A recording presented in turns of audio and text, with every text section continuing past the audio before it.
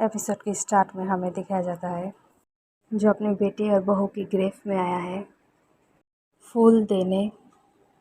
इनका नाम मिस्टर गो है। मिस्टर गो जिंग वियांग से पूछता है, तुम बता सकती हो तुम्हारा बड़ा भाई का मौत कैसे हुआ है?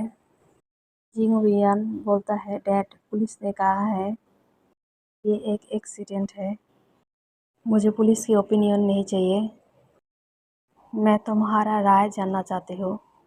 जिंग युआन बोलता है अपने डैड को, मैं पता लगाने की कोशिश कर रही हूँ ये एक एक्सीडेंट है या कोई मर्डर। मिस्टर गो जिंग युआन को बोलता है, तुम में बहुत खूबियाँ हैं, तुम आज रात हमारे कंपनी की एनुअल फंक्शन को संभाल सकती हो मेरे बिहाफ पे। जिंग युआन बोलता है, मैं जो भी कर रही हूँ वो आपके लिए और गो फैमिली के लिए। यहाँ पे एक चीज़ बता देती हूँ, जिंग वियान मिस्टर गो का एडॉप्टेड सन है। फिर हमें गुरु ग्रुप की एनुअल सेरेमनी दिखाया जाता है। ये हमारा मेल लीड है जिसका नाम जिंग वियान है, जहाँ पे जिंग वियान सबको हाय हेलो बोल रही है और स्टेज पे जाके भाषण देता है और बोलता है, मैं जिंग वियान गुरु ग्रुप से आप सबका स्वागत करती हूँ। हमारे चेयरमैन मिस्टर गो अपनी खोई हुई पोती को ढूंढ लिया है। अभी कुछ टाइम में वो दोनों यहाँ पे आ रहा होगा।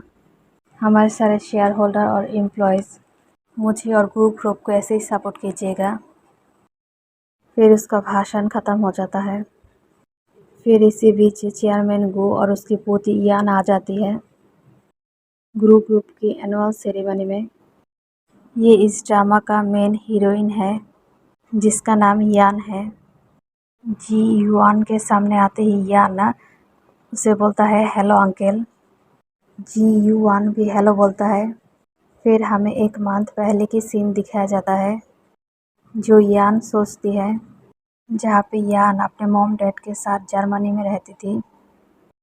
उसे म्यूज़िक का बहुत शौक था। वो सड़क पे वायलिन बजा रही थी जहाँ पे बहुत सारे लोग एंजॉय कर रहे थे। जब उसका वायलिन बजाना ख़त्म हो जाता है, उसकी फ्रेंड मियाओ आती है और बोलती है, आज शाम में जो कंपटीशन होने वाला है उसे तुम ही जीतोगी क्योंकि तुम बहुत अच्छा वायलिन बजाती हो। फिर एक कॉल आता है जिसको अटेंड करने के बाद यान अपने फ्रेंड को बोलती है, ठीक है बाय, वेन्यू में मिलते हैं। मेरे डैड का कार ख़राब हो गया है, मुझे उन्हें पिकअप करना है। और जल्दी जल्दी बाय बोल के यहाँ से चला जाता है। वहाँ पे जी युआंग भी था। यान उसके ऊपर ध्यान नहीं देती, बट जी युआंग देखता है उसे। फिर यांग के मॉम डैड यांग को बोल रहे थे, हम वेन्यू में मिलते हैं, तुम पैनिक मत करना, मैंने एक शॉप से कार को रिपेयर कर लिया है, तुम अपने कंपटीशन में ध्यान दो और कुछ मत सोचो। यान बोलती है, मॉम भी यहाँ पे है डैड, उनकी तो तबीयत अभी भी ठीक नहीं हुई है। फिर उसकी मॉम बोलती है, नहीं, मैं चाहती हूँ हम दोनों का प्यार तुम्हें मिले ताकि तुम बहुत अच्छे से कंपटीशन जीत जाओ। यान ये बात सुन के बोलती है, अब तो ये कंपटीशन मैं ही जीतूंगी। जब यान ये सब बातें कर रही थी, अचानक से एक कार की ब्लास्ट की आवाज़ सुनती है। बोलती है, मॉम डैड क्या हो गया है आपको, आप दोनों ठीक है?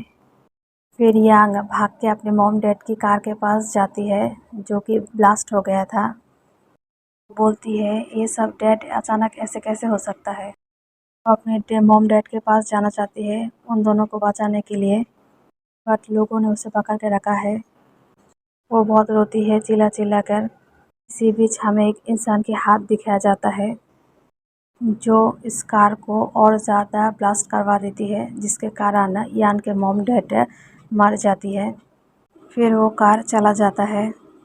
इसके बाद मियाओ उसकी फ्रेंड यान से मिलने आती है।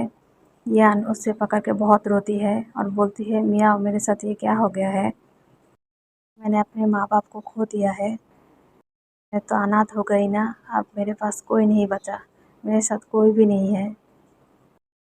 कुछ देर बाद चेयरमैन गो आते हैं और बोलते हैं, यान आई एम सॉरी, मैं तुम्हारा दादा हूँ, मैं आने में थोड़ा लेट हो गई।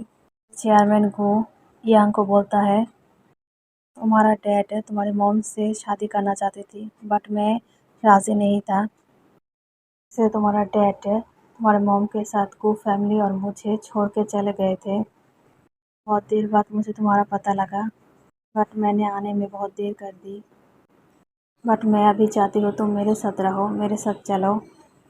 याना अपने दादाजी को मना कर देती है और बोलती है मैं आपकी बातों से तो समझ गई हूँ, मेरे डैड नहीं चाहते मैं गो फैमिली में जाऊँ और मुझे मेरे डैड ने कुछ भी नहीं बताया, ना आपके बारे में ना गो फैमिली के बारे में।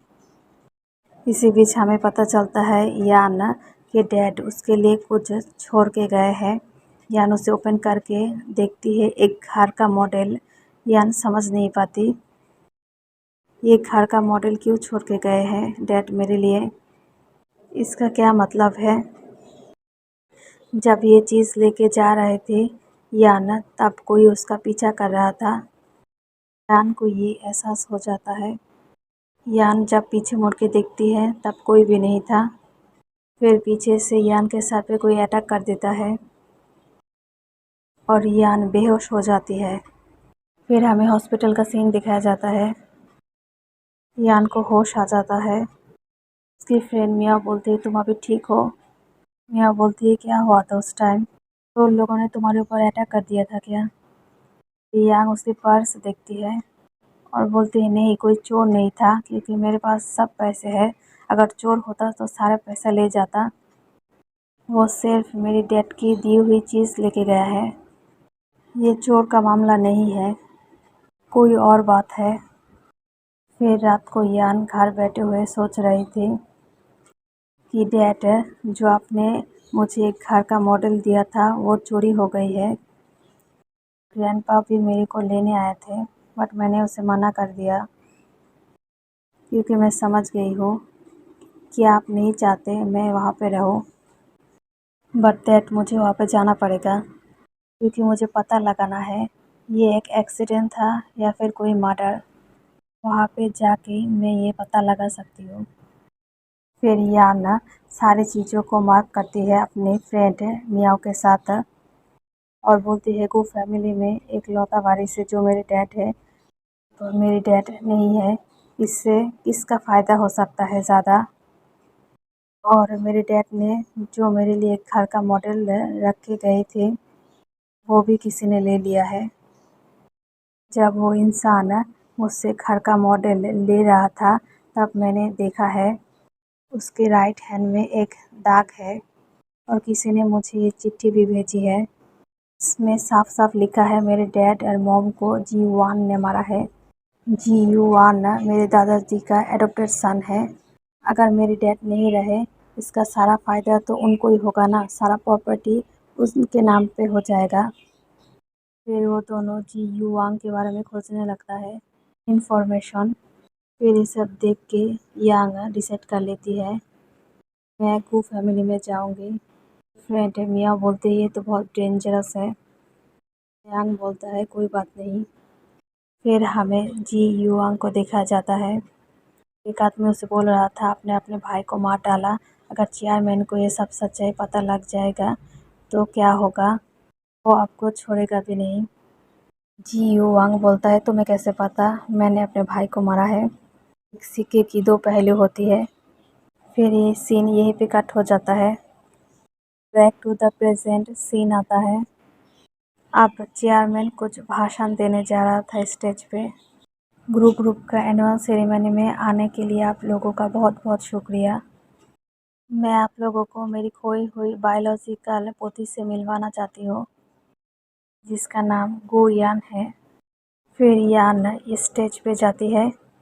सब उसे देख के बोलते हैं ये यान कितनी सुंदर है, एलिगेंट है और दिखने में भी बहुत प्रिटी है और इसकी एज भी बहुत कम है।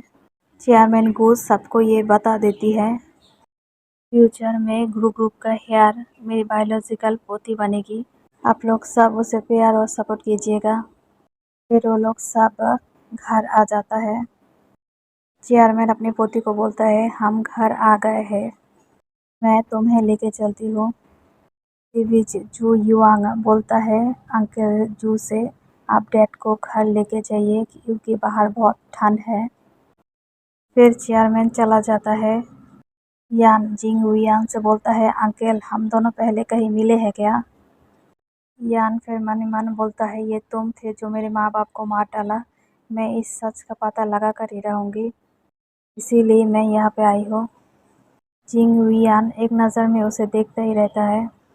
यांग के पास जाके अपना कोट पहना देती है और बोलती है, यहाँ पे बहुत ठंड है, अगर तुम यहाँ पे रहना चाहती हो तो इन सब की आदत डालनी पड़ेगी। यांग भी बोलता है, ठीक है, ये मेरा घर है, मैं यहाँ पे सेटल हो ही जाऊंगी। अंकल जिंग हुईयान, आपने मेरे बारे में सोचा, इसके लिए बहुत बहुत शुक्रिया अंकल। फिर जिंग हुईयान यान को घर लेके आते हैं। फिर अंकल जू बोलता है यांग को, यांग बेटा आपका कमरा रेडी हो गया है ऊपर, चलो मैं ले जाती हूँ आपको। और जिंग युआन को बोलता है, अंकल जू चेयरमैन आपके लिए इंतज़ार कर रहे हैं स्टडी रूम में। अंकल जू यांग को अपने कमरे में लेके जा रहा था और बोलता है, ये कमरा जी युआन का है, उनको कोई डिस्टर्ब करे उनको ये पसंद नहीं, गलती से भी इस रूम में आप मत जाना। फिर जी युआन चेयरमैन से मिलने आता है।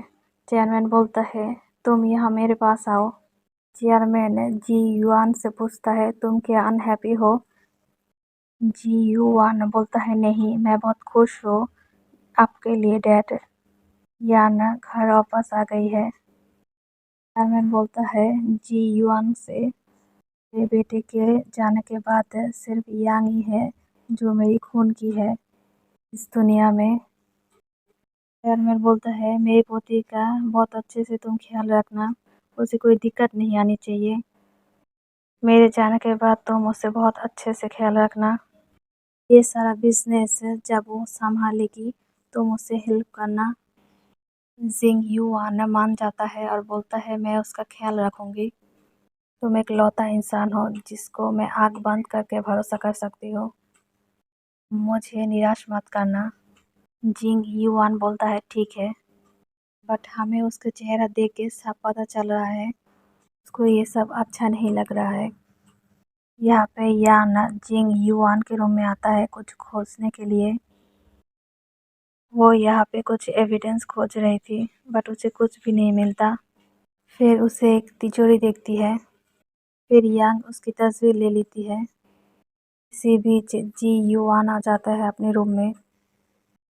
यान उसके रूम में छुप जाती है। यान रूम में आते ही वो सारी बातें सोच रहा था जो चेयरमैन ने उसे कही थी। एक मिरर में अपने आप को देख के घूंसा मार देती है। ये सब देख के यान डर जाती है और उसके मुंह से आवाज़ निकल जाती है। जी युआंग समझ जाता है उसके रूम में यान है। वो उसे बाहर निकलने बोलती है और पूछती है, तुम मेरे रूम में क्या कर रही हो? यांग बोलता है, इतना बड़ा घर है, मैं खो गई थी और गलत रूम में आ गई। युआन बोलता है यान को, अगर गलत रूम में आ गई थी तो चला जाना चाहिए था, ना कि रुकना चाहिए था।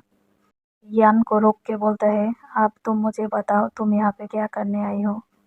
और यहाँ पे ये एपिसोड ख़त्म हो जाता है। आप लोगों को ये ड्रामा कैसा लगा कमेंट सेक्शन में ज़रूर बताइएगा, और अच्छा लगा है तो लाइक शेयर और सब्सक्राइब ज़रूर कीजिएगा।